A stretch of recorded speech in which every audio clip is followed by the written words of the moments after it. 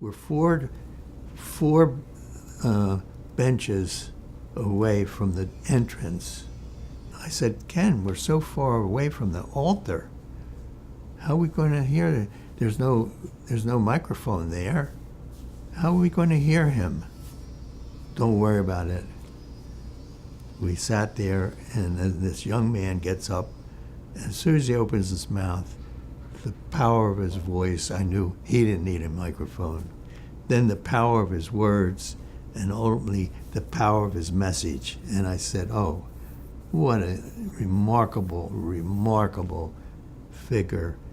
He's just a student, and he's going to be someone really awesome and impressive in his later days. So Ken says, let's go up and congratulate him. And we went up, and I wished him well. I shook his hand. Little did I know that was Dr. Martin Luther King.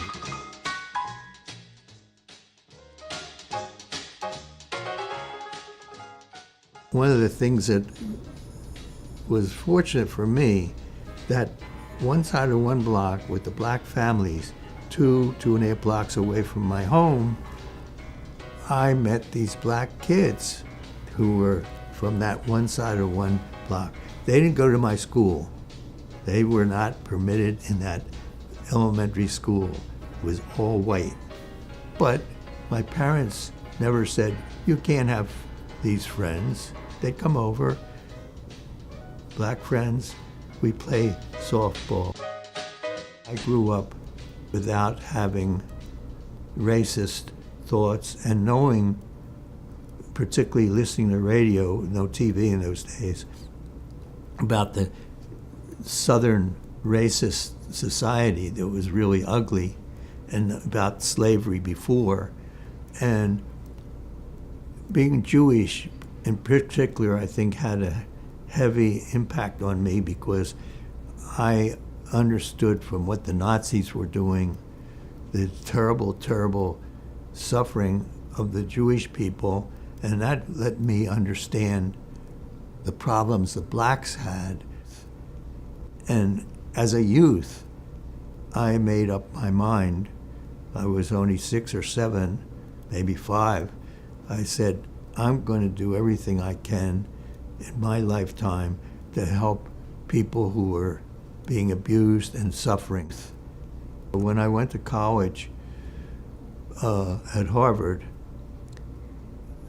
my class only had, out of 1,100 students, 9 blacks.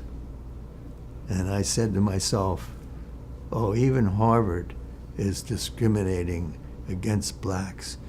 All of them were housed in the same dorm, in the same rooms. So the blacks were segregated and isolated and in small numbers. And they were not invited to parties. They were not invited to different functions. They were isolated.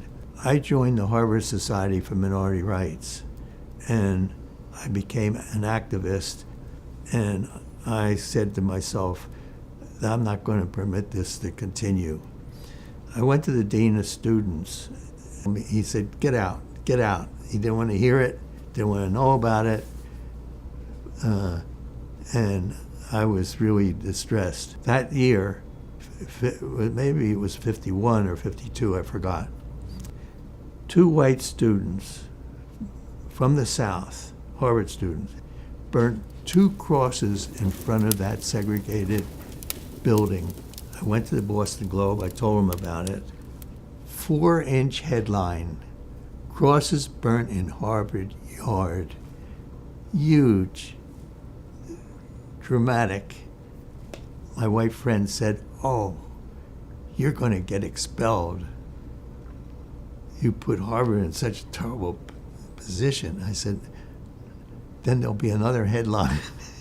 They didn't touch me. That's part of my history.